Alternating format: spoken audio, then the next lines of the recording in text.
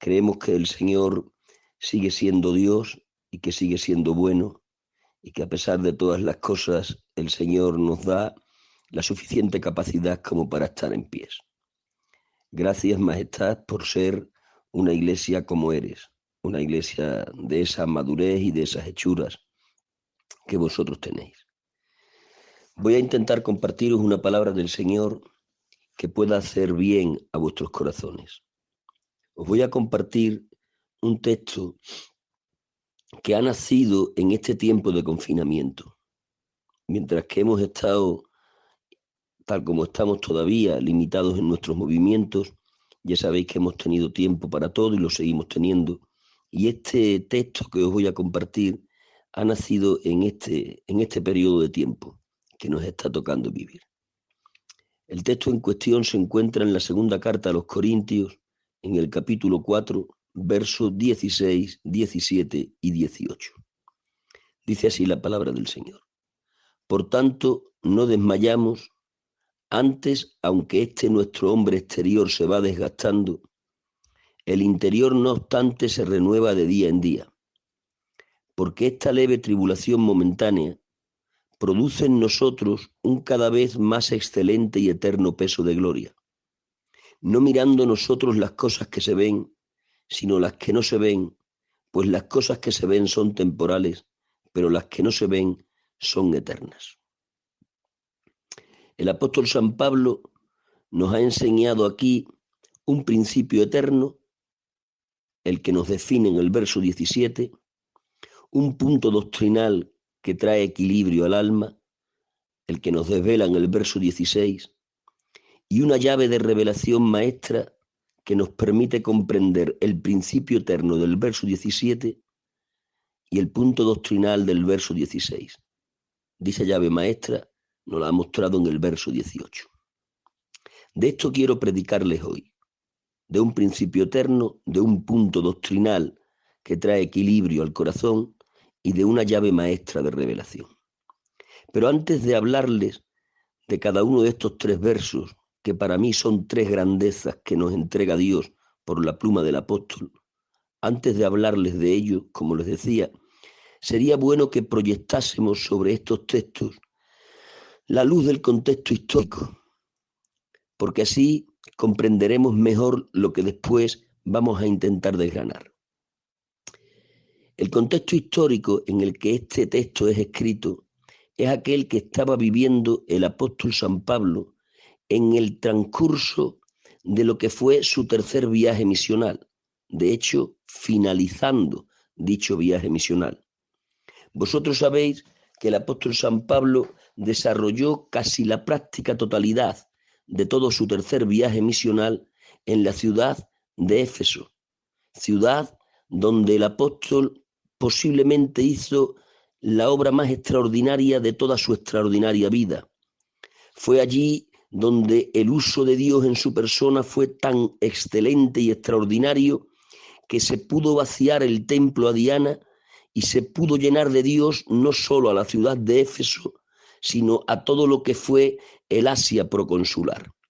Pero mientras que el apóstol se encontraba en esa cima ministerial que él estaba viviendo en su administración en la ciudad de Éfeso, en mitad de esa cima ministerial, el apóstol también tuvo que sufrir dos tribulaciones que fueron difíciles de experimentar. Una tribulación que fue de carácter externo y otra de carácter interno. Cuando hablo de una tribulación de carácter externo, me estoy refiriendo a que el origen de esa tribulación venía del mundo inconverso. Pero cuando hablo de tribulación de carácter interno, me estoy refiriendo a que la fuente, el origen de esa tribulación era el mundo creyente. El apóstol está en la cima de su ministerio, realizando la obra más extraordinaria de todo su extraordinario ministerio. Pero en mitad de tanta gloria también hubo un poco de día gris. En mitad del sol aparecieron también las nubes. Y las nubes aparecieron, como les digo, sufriendo una tribulación de carácter externo y otra de carácter interno. La tribulación de carácter externo fue aquella que tuvo que padecer a causa de incrédulos que, poseídos de demonios, persiguieron al apóstol con ahínco, con rabia satánica, intentando quitarle la vida. Cuando el apóstol tiene que hablar de esa tribulación, lo hace en uno de sus escritos y dice: si como hombre batallé en Efeso contra fieras, así define él a aquellos incrédulos poseídos como fieras salvajes que con rabia antinatural perseguían al apóstol queriéndole quitar la vida. Pero sin embargo no solo ha sufrido esa tribulación de carácter externo por incrédulos poseídos de demonios, sino que también y paralelamente ha tenido que sufrir lo que ha sido una tribulación de carácter interno. Esta procedía de la iglesia, concretamente de la iglesia de Corinto, que era una iglesia que también nació del ministerio del santo apóstol.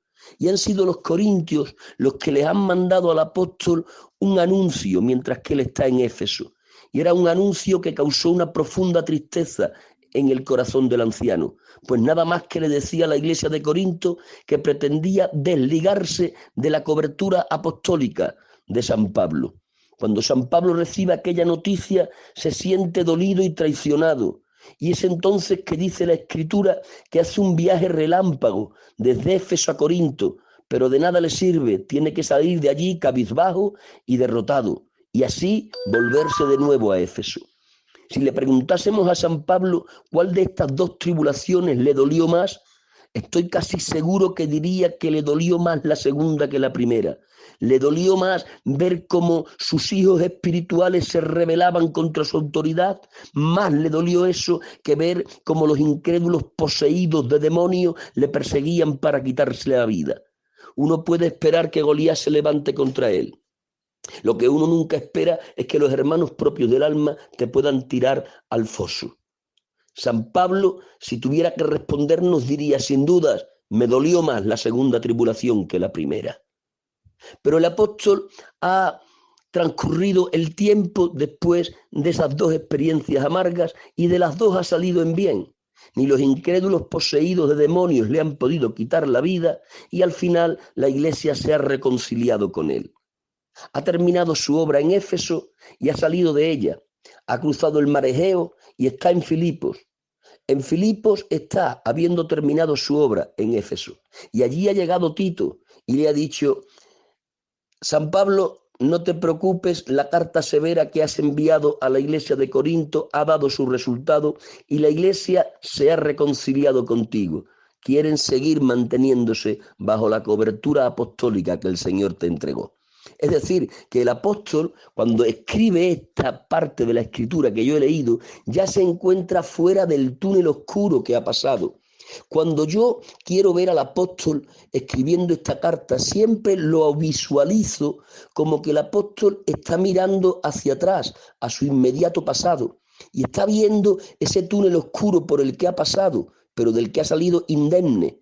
Y mirando el túnel oscuro que acaba de pasar, tanto por la tribulación de carácter externo como por la tribulación de carácter interno, cuando está observando ese túnel oscuro que acaba de transitar, el apóstol escribe estas tres verdades que yo he leído, tres verdades eternas que le sirvieron a él para pasar aquel túnel oscuro y que le servirán a cualquiera si es que por un túnel oscuro tiene que pasar. Es por eso que estas palabras del apóstol fueron de aplicación primaria para él, pero de aplicación eterna para cualquier creyente que tenga que pasar por momentos de adversidad. Mirad, unos más y otros menos, pero todos estamos pasando por este túnel oscuro llamado pandemia, por este túnel oscuro llamado confinamiento, por este túnel oscuro llamado enfermedad y, por desgracia, por este túnel oscuro que está quedando bajas en el camino. Por lo tanto, nosotros también nos encontramos en la condición para poder recibir la revelación divina que hay en cada una de estas tres verdades, a fin que al absorber estas verdades nos sea más sencillo transitar el túnel oscuro que nos tocó en este tiempo transitar. El apóstol nos escribe verso 16, verso 17 y verso 18. tres verdades que nos van a servir para transitar los túneles oscuros que la vida nos pueda deparar. Les voy a predicar no en el orden en el que están escritos, es decir, no les voy a predicar primero del 16, después del 17, para concluir con el 18. Me van a permitir la osadía de cambiar el orden establecido en la Biblia. Yo les voy a predicar primero del 17, a continuación les predicaré del 16, para concluir predicándoles del verso 18. Reciban esta palabra del Señor. En el verso 17 ha dicho el apóstol: porque esta leve tribulación momentánea, haciendo referencia a lo que acaba de vivir, produce en nosotros un cada vez más excelente y eterno peso de gloria. Noten bien el principio eterno que aquí nos enseña el santo apóstol. Nos está diciendo que la tribulación que él acaba de vivir ha producido en él un cada vez más excelente y eterno peso de gloria. La tribulación es algo malo, pero ha producido en él algo bueno, un cada vez más excelente y eterno peso de gloria. El apóstol nos está compartiendo que cuando la tribulación se vive en fe y fidelidad, la tribulación, que es algo malo, se convierte en una empresa que produce un cada vez más excelente y eterno peso de gloria. Es decir, que lo malo, vivido en fe y fidelidad, se convierte en una maquinaria que es capaz de producir algo realmente bueno, un cada vez más excelente y eterno peso de gloria. Tengo la plena seguridad de que todos los que estamos hoy reunidos en torno a este sello deseamos tener en nosotros un cada vez más excelente y eterno peso de gloria. Tengo la plena seguridad de que todos lo deseamos.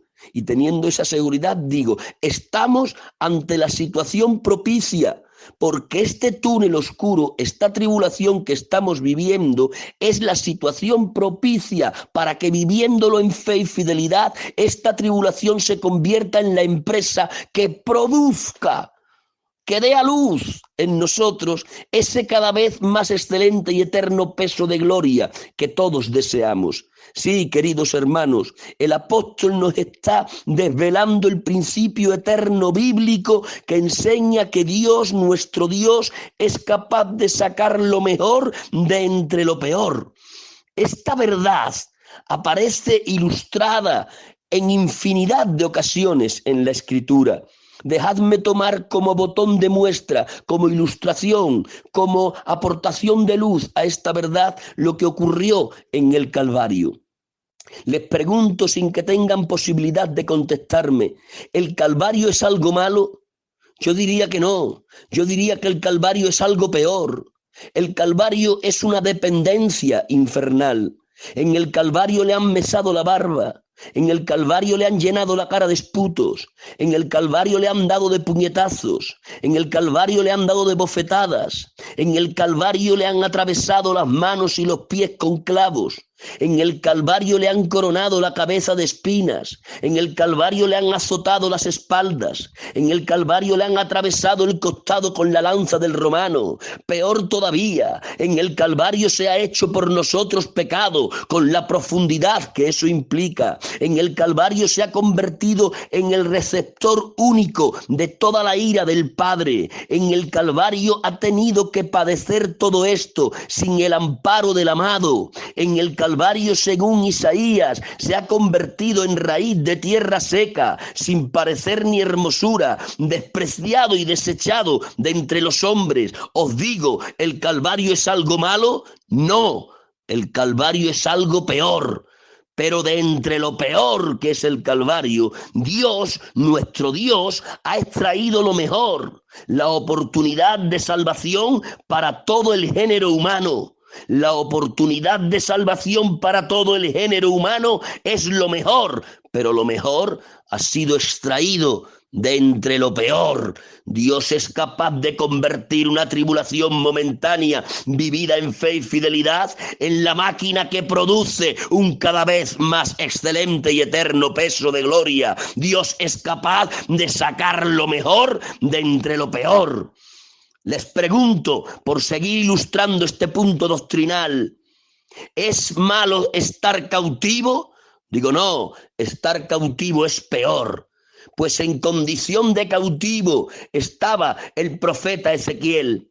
Cautivo estaba él. Así le sacaron de la tierra de los sepulcros de sus padres. Y tuvo que hacer un largo viaje desde Israel hasta Babilonia. Es un viaje kilométrico de muchos kilómetros, a través de desiertos inhóspitos, semidesnudo, descalzo, atado de cadenas en pies y manos, en calidad de esclavo. Y dice una nota autobiográfica del libro que lleva su firma: estaba yo entre los cautivos junto al río Quebar. Así es como se define: entre los cautivos junto al río Quebar. Está cautivo, preso, no tiene gozo de libertad, está con sus manos y pies atados, semidesnudo y descalzo. Y junto al río Quebar el aire es gélido y está soplando fuerte contra él. Está en la peor situación posible, entre los cautivos y junto al río Quebar. Pero dice el texto a continuación: y allí se abrieron los cielos sobre mí y vi visiones de Dios. Que el cielo se abra sobre uno y que uno pueda presenciar visiones de Dios es algo realmente bueno. Pero lo realmente bueno se produjo en la situación realmente mala, entre los cautivos y junto al río Quebar. Una vez más, la Escritura nos enseña que el Dios, nuestro Dios, es capaz de sacar lo mejor de entre lo peor. Escúchame bien, Iglesia del Señor, hoy estamos viviendo algo realmente malo, pero de esto que es realmente malo, Dios puede sacar algo realmente bueno. Les pregunto sin que me contesten, en la pretensión de seguir ilustrando este principio eterno. Les pregunto, como les decía, sin posibilidad de que me contesten: ¿Patmos es algo malo? Yo digo que no. Yo digo que Patmos es algo peor. Patmos es la cárcel sin rejas. Patmos es el sepulcro para vivos. Ahí está el santo apóstol Juan, en la cárcel sin rejas, en lo que es la sepultura para vivos, rodeado de dementes y de criminales, de la escoria del Imperio Romano, pero estando ahí en lo peor, dice la Escritura que Dios le reveló lo mejor. Apocalipsis salió de Patmos. Dios le ha dado la revelación más grande que nunca ser humano haya recibido en la peor condición. Se vuelve a repetir la historia. Dios, de entre lo peor, es capaz de sacar lo mejor. La leve tribulación momentánea puede producir un cada vez más excelente y eterno peso de gloria.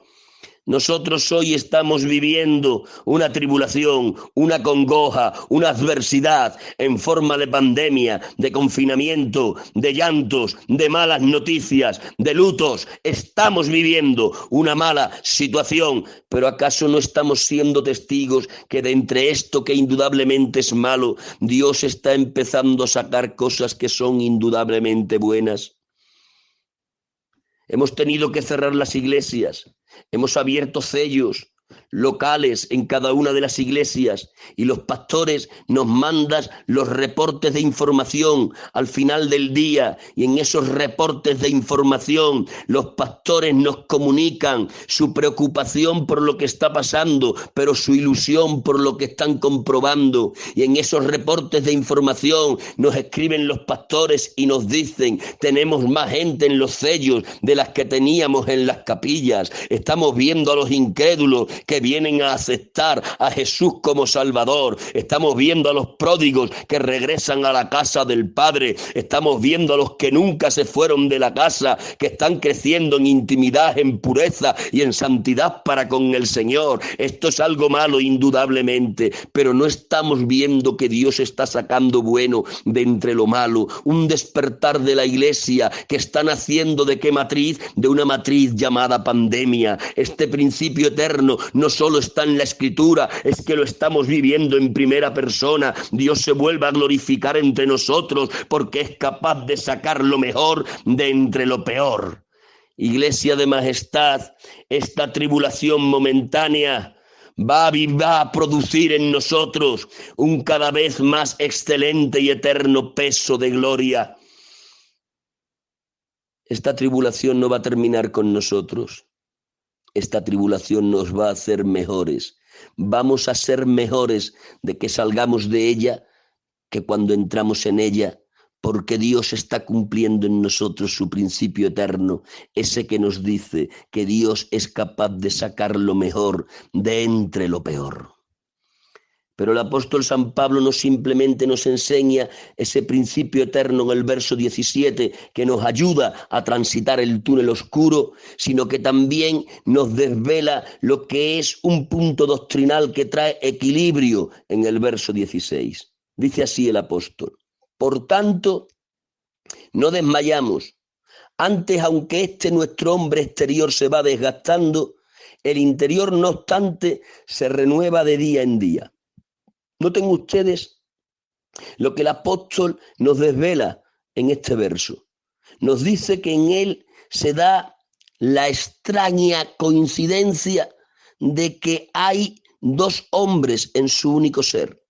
Él nos habla de que en él mismo hay un hombre exterior que se desgasta, pero también hay un hombre interior que de día en día se renueva. Es un misterio. En él hay dos hombres, eso dice el apóstol. Uno exterior, que se desgasta, y otro interior, que de día en día se renueva. ¿De qué nos está hablando el apóstol? Nos está hablando de la extraña dicotomía en la que vivimos los creyentes que todavía estamos en la tierra. Los creyentes que todavía estamos en la tierra vivimos en la extraña dicotomía por la que podemos decir que hay una parte de nuestro ser, el hombre exterior, que pertenece todavía al mundo caído, y hay otra parte de nuestro ser que es el hombre interior, que pertenece ya al mundo redimido. Eso es lo que nos informa el apóstol. El apóstol nos está diciendo implícitamente que el sacrificio del Calvario fue consumado en Dios, pero no completamente aplicado todavía en la humanidad. Recordaréis que el Señor Jesucristo en la cruz del Calvario terminó diciendo: consumado es, antes de entregar el Espíritu. Consumado es lo mismo que si hubiera dicho: terminado está, he concluido la obra de redención que me encomendaste. Eso es lo que dijo nuestro Señor, y a eso no se le puede añadir. Él dijo que está terminada y terminada está, pero la obra de redención está terminada en Dios, no completamente aplicada en el hombre. La obra de la cruz está aplicada en nosotros, en el hombre interior, es decir, en nuestro espíritu y en nuestra alma. Nuestro espíritu y nuestra alma son el hombre interior al que hace referencia aquí San Pablo, y en ese hombre interior sí se aplicó ya el beneficio del Calvario. ¿Cuándo? En el día del nuevo nacimiento, cuando después de confesar nuestros pecados y arrepentirnos, recibimos a Jesús como Salvador y también al Espíritu Santo para morar en nuestros adentros. Es decir, que el día que aceptamos a Jesús como Salvador, se produjo el nuevo nacimiento, y en ese día se nos aplicó el beneficio del Calvario al hombre interior. Pero de igual manera que en el día del nuevo nacimiento se nos aplicó el beneficio del Calvario al hombre interior, así también tenemos que decir que aquel día no se aplicó el beneficio del Calvario al hombre exterior. ¿Quién es el hombre exterior? Nuestra anatomía, nuestro cuerpo físico. Nuestro cuerpo físico no recibirá el beneficio de la cruz en el día del nuevo nacimiento como el hombre interior. Nuestro hombre exterior recibirá el beneficio de la cruz en el día de la resurrección, en el arrebatamiento, que será cuando este cuerpo de humillación nuestra sea cambiado en un cuerpo semejante al de la gloria suya. Esto lo tenemos que tener bien presente. Esta dicotomía no la tenemos que estar repitiendo. En nosotros se da el extraño caso que una parte de nuestro ser no recibió todavía el beneficio de la cruz y otra, sin embargo, sí. El hombre interior se renueva de día en día, pero el exterior de día en día se va desgastando. ¿Por qué? Porque el exterior todavía no recibió el beneficio de la cruz. ¿Qué les quiero decir? Les quiero decir que nuestro hombre exterior, nuestro cuerpo físico que no recibió todavía el beneficio de la cruz, está sujeto todavía a desgaste, está sujeto a enfermedad y también está sujeto a muerte. Todos vamos a morir antes o después, si el Señor no viene antes. ¿Por qué? Porque la parte de nuestro ser llamada anatomía y cuerpo físico todavía no recibió el beneficio de la cruz. ¿Y por qué hago tanto hincapié en esto? Porque quiero que este conocimiento sea como un escudo que pueda apagar los dardos envenenados del enemigo. El enemigo está usando argumentos mentirosos y con esos argumentos mentirosos está lanzando dardos envenenados a las mentes de los creyentes y nos dice: ¿cómo es posible que en mitad de esta pandemia hayáis tenido tantas bajas? ¿Cómo es posible que en mitad de este virus generales del ejército hayan caído? ¿Es que acaso dejó de amaros Dios? ¿Es que acaso se olvidó de vosotros? Pero nosotros le decimos que no, y que 1000 veces no, que el hecho de que nuestro cuerpo se enferme y muera no es sinónimo de que Dios no nos ame o nos haya olvidado. Le han dicho la Marta y la María a Jesús: Jesús, el que amas. Les decía que ustedes saben que San Pablo murió decapitado y también saben ustedes que su hijo Timoteo se enteró en la forma en la que iba a morir su mentor y se entristeció Timoteo. Entonces San Pablo toma papel y pluma y escribe lo que hoy nosotros conocemos como la segunda carta del apóstol San Pablo a su hijo Timoteo. Y en una parte de esa carta le dice San Pablo a su hijo Timoteo: hijo mío Timoteo, yo he acabado mi carrera. En esa expresión, he acabado mi carrera, San Pablo estaba diciendo a Timoteo: no te entristezcas, hijo mío, aunque te hayas enterado que me van a decapitar por una sentencia judicial. Con mi vida no termina el verdugo ni la espada que va a usar en su mano. Con mi vida termina el hecho de que ya no tengo más camino que recorrer, porque he terminado mi carrera.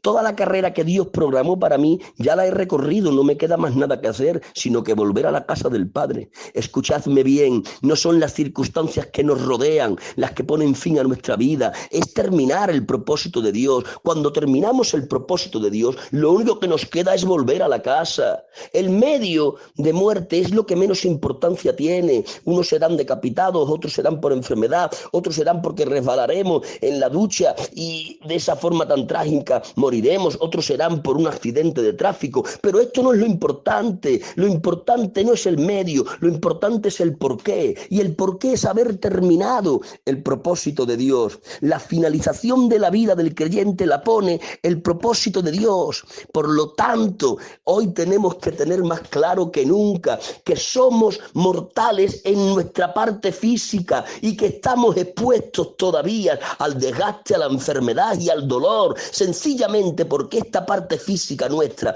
no recibió todavía el beneficio del Calvario. Por lo tanto, vuelvo a reiterar, Iglesia de Jesucristo, tengan presente esta extraña dicotomía por la cual decimos que una parte de nuestro ser pertenece al mundo redimido, pero otra todavía pertenece al mundo caído. El espíritu y el alma reciben el beneficio de la cruz en lo que es el día del nuevo nacimiento, pero el cuerpo no recibirá el beneficio de la cruz hasta el día de la resurrección de entre los muertos, en el día llamado del arrebatamiento. Pero el apóstol no solo nos ha enseñado un principio eterno en el verso 17 y un punto doctrinal que trae equilibrio en el verso 16, sino que además el apóstol nos ha enseñado en el verso 18 lo que es una llave maestra de revelación que nos va a permitir comprender mejor el verso 17 y también el verso 16. Lo que hay en el verso 18 nos permite comprender con una claridad meridiana el principio eterno del verso 17 y el punto doctrinal que trae equilibrio del verso 16. Dice así el apóstol en el verso 18: no mirando nosotros las cosas que se ven, sino las que no se ven. Pues las cosas que se ven son temporales, pero las que no se ven son eternas. Noten ustedes meticulosamente lo que dice el apóstol aquí. Nos está intimando, nos está dirigiendo a que miremos en lo que no se ve. ¿Qué es mirar en lo que no se ve? Es mirar en lo invisible. ¿Y qué es mirar en lo invisible? Es mirar en lo eterno. ¿Y qué es mirar en lo eterno? Es mirar en lo celestial. Ahí nos quiere llevar el apóstol, a mirar en lo celestial. Cuando el apóstol ha dicho que miremos en lo que no se ve, nos está diciendo miren lo invisible, nos está diciendo miren lo eterno, nos está diciendo miren lo celestial. Ahí quiero que se focalicen, en lo celestial. Quiero que recuerden que ustedes son la parte que le falta al cielo. En la tierra son peregrinos, advenedizos, pero su ciudadanía no está aquí en la tierra, está allí en el cielo. Focalícense, por lo tanto, en lo celestial. ¿Para qué, San Pablo? Para que podáis interpretar todo acontecimiento terrenal a la luz de lo celestial. Cuando uno se focaliza en el cielo, siendo obediente al consejo del apóstol, entonces interpreta todo lo que ocurre en la tierra no desde una perspectiva terrena, sino desde una perspectiva celeste. Por ponerles un botón de muestra que ilumine esto último que les he dicho. Examinemos la muerte de un creyente en la tierra. Cuando examinamos la muerte de un creyente en la tierra, si la miramos desde la perspectiva terrenal, decimos qué pérdida. Pero si la miramos desde la perspectiva celestial, Dios dice qué ganancia. Si observamos la muerte de un creyente desde la perspectiva terrenal, decimos guardemos duelo. Sin embargo, si la miramos desde la perspectiva celestial, el Señor dice hagamos fiesta. ¿Se han dado cuenta qué distintas son las perspectivas ante un mismo acontecimiento? El acontecimiento es el mismo, la muerte de un creyente. Pero sin embargo, la perspectiva terrenal dice pérdida y duelo. La perspectiva celestial dice ganancia y fiesta. El apóstol, cuando nos manda a focalizarnos en lo celestial, lo que quiere es que nosotros empecemos a interpretar lo terrenal a la luz de lo celestial. Esto que aquí nos expresa San Pablo, lo vivió él en primera persona. Vosotros sois conscientes de que el apóstol San Pablo en cierto momento de su vida fue arrebatado hasta el tercer cielo, al paraíso de Dios. Y dice en su experiencia que vio cosas que al hombre no les da expresar. Y de que él ha visto el cielo y la gloria celestial, ha sido devuelto a la tierra. Y cuando ha sido devuelto a la tierra, a partir de ahí, el apóstol se ha quedado ensimismado en lo celestial. A partir de ahí el apóstol se ha quedado terriblemente focalizado en el cielo, y es por eso que a partir de entonces el apóstol examinaba todo lo terrenal a la luz de lo celestial, y examinando lo terrenal a la luz de lo celestial, el apóstol llegó a una conclusión: cuando yo comparo lo terrenal a la luz de lo celestial, no hay color. No hay color, lo terrenal pierde valor y lo celestial gana de ese mismo valor. Por eso el apóstol en cierto momento, mirando lo terrenal a la luz de lo celestial, pudo decir: todo lo tengo por basura con tal de ganar aquello para lo que Cristo me ganó. Mirad, en el aspecto terrenal, humano, San Pablo no era un hombre de clase baja. San Pablo era un hombre de alta clase. San Pablo era un hombre de la Yesed de aquel entonces. No hay que olvidar que San Pablo era el universitario de Tarso. San Pablo dominaba 3 idiomas: el griego, el hebreo y el arameo. San Pablo tenía doble nacionalidad, judía y romana. San Pablo era el discípulo aventajado de Gamaliel. San Pablo era la esperanza del Sanedrín. San Pablo era el sujeto en el que todo su pueblo había puesto los ojos. Miren ustedes todo lo que era San Pablo. Pero cuando San Pablo ha tomado todo esto y lo ha pesado a la luz de lo celestial, ha dicho: esto es como un poco de basura comparado con aquello. San Pablo ha dicho: ¿qué importa ser universitario? ¿Qué importa tener 3 idiomas? ¿Qué importa gozar de 2 nacionalidades? ¿Qué importa ser el discípulo aventajado de Gamaliel? ¿Qué importa ser la esperanza del Sanedrín? ¿Qué importa que una nación entera haya puesto los ojos sobre mí? Todo esto junto no es más que un poco de basura comparado con aquello para lo que a mí Dios me ganó. Está comparando lo terrenal a la luz de lo celestial, y entonces dice: esto es como nada comparado con aquello. Cuando el apóstol nos dice: focalizaos en el cielo, está diciendo: hacedlo para interpretar lo terrenal a la luz de lo celestial. Mirad, lo celestial es tan superior a lo terrenal que cuando interpretamos lo terrenal a la luz de lo celestial, entonces entendemos que no hay color. Entonces comprendemos que esto temporal es demasiado breve y que nosotros vamos camino a lo que no tiene fin, que es lo eterno. Entendemos que esto es como un soplo, mientras que aquello no tiene fin. Cuando nosotros interpretamos lo terrenal a la luz de lo celestial, lo terrenal pierde importancia y lo celestial en la misma medida la gana. ¿Qué será el cielo que nos está esperando? Mirad, anhelamos el cielo más por lo que no hay que por lo que hay. La revelación de Apocalipsis dice: allí no hay muerte, allí no hay pena, allí no hay llanto, allí no hay dolor. No hay, no hay, no hay, no hay. Y por lo que hay, ya merece la pena vivir el cielo. ¿Qué será cuando descubramos lo que hay? ¿Qué será cuando descubramos lo que Dios allí preparó para cada uno de nosotros?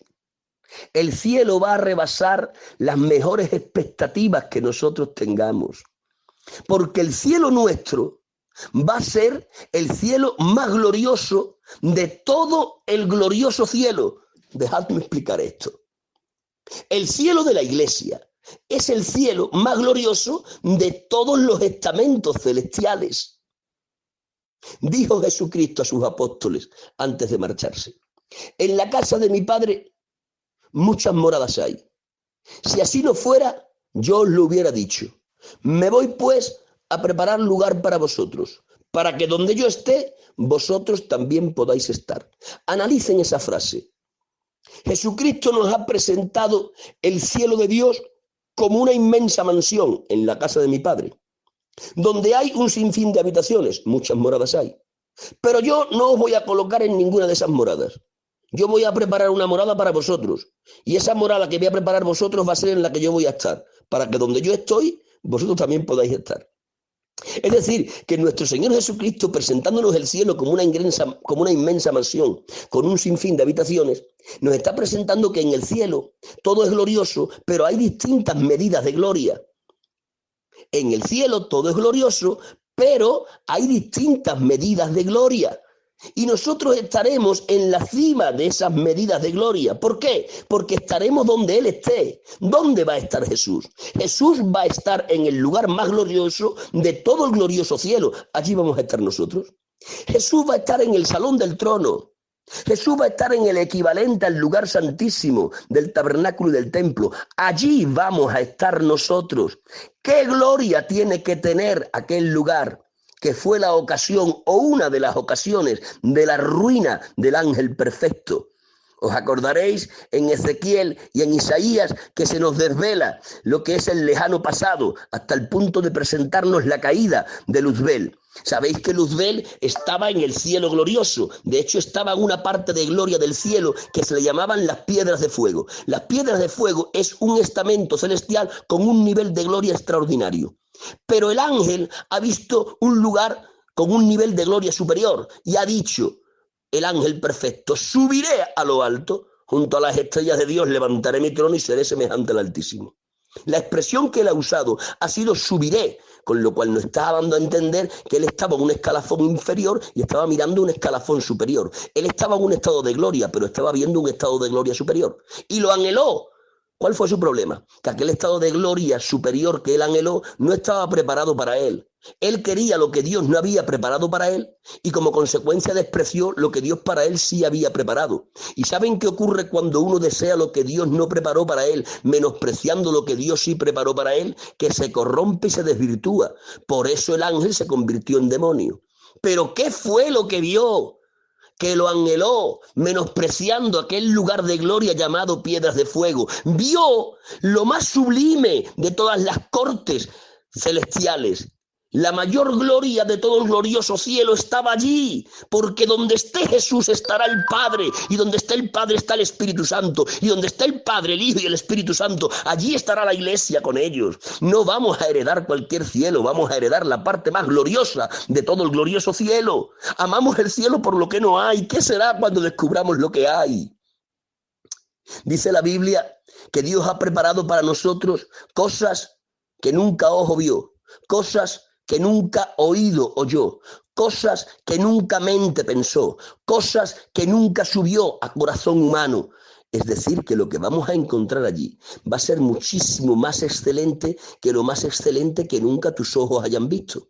Lo que vamos a encontrar allí va a ser más extraordinario que lo más extraordinario que nunca tus oídos hayan escuchado. Lo que vamos a encontrar allí va a ser más glorioso que lo más glorioso que nunca hayas pensado. Lo que vamos a encontrar allí va a ser más extraordinario que lo más extraordinario que nunca hayas soñado. Ni el mejor de tus sueños podrá alcanzar mínimamente a la excelencia de lo que allí vamos a encontrar, porque Dios ha preparado por nosotros cosas más grandes de las que nunca hemos visto, de las que nunca hemos oído, de las que nunca hemos pensado, de las que nunca hemos soñado. ¿Qué será el cielo que nos está esperando? Por eso el apóstol dice: focalizaos en el cielo para interpretar lo terrenal a la luz de lo celestial. ¿Habéis pensado alguna vez por qué un universo tan grande? ¿Por qué tantas constelaciones de estrellas? ¿Por qué tantos mundos conocidos y por conocer? Dios nunca creó sin propósito. Todo lo que Dios crea tiene un porqué y un para qué. Todo lo que Dios crea tiene un propósito que fue gestado antes de crearlo. ¿Y para qué tantísimo universo si tan solo hay vida en una minúscula parte del mismo? Yo qué sé, pero algún porqué y para qué tiene. ¿Qué será de nosotros cuando tengamos ese cuerpo de gloria semejante al de nuestro Señor Jesucristo? Ese cuerpo de gloria que podía entrar por la puerta pero que podía atravesar las paredes. Ese cuerpo de gloria que podía comer pero que no tenía necesidad de comer. Ese cuerpo de gloria que a su antojo podía aparecer pero también podía desaparecer. ¿Qué peculiaridades tiene ese cuerpo de gloria para poder quizás hacer viajes siderales? ¿Qué sé yo? ¿Qué nos tendrá Dios guardado allí? ¿Qué será la civilización eterna y celestial? ¿Cuáles serán las experiencias que tendremos que descubrir? El apóstol ha dicho: mirad en lo que no se ve, mirad en lo invisible, mirad en lo eterno, mirad en lo celestial, para que focalizados en lo celestial podáis medir todo lo terrenal a la luz de lo celestial. Esto es demasiado breve. El más robusto, 90 años, me parece bien, pero así todo, demasiado breve. Esto es como una gota de agua comparada con un océano. ¿Qué es una gota de agua comparada con un océano? Así es la temporalidad terrestre comparada con la eternidad celestial. Pongamos los ojos en el cielo y evaluemos lo de la tierra a la luz del cielo que nos ha de esperar. Iglesia preciosa de Zamora, deseo profundamente que la bendición del Señor esté en este tiempo de una forma más pronunciada sobre vosotros que nunca antes. Quiera Dios y tengamos siempre presente que Dios de las tribulaciones va a sacar cada vez un más excelente y eterno peso de gloria. Quiera Dios y tengamos siempre presente la extraña dicotomía en la que una parte de nuestro ser pertenece al mundo redimido, mientras que otra todavía al mundo caído. Y tengamos presente que nosotros somos conciudadanos del reino de los cielos, mientras que aquí somos peregrinos y advenedizos. Con los ojos puestos allí, examinemos y evaluemos todo lo que vivamos aquí. Dios os bendiga muchísimo. Ha sido un placer poder estar entre vosotros. Hasta otra ocasión, que el Señor lo permita.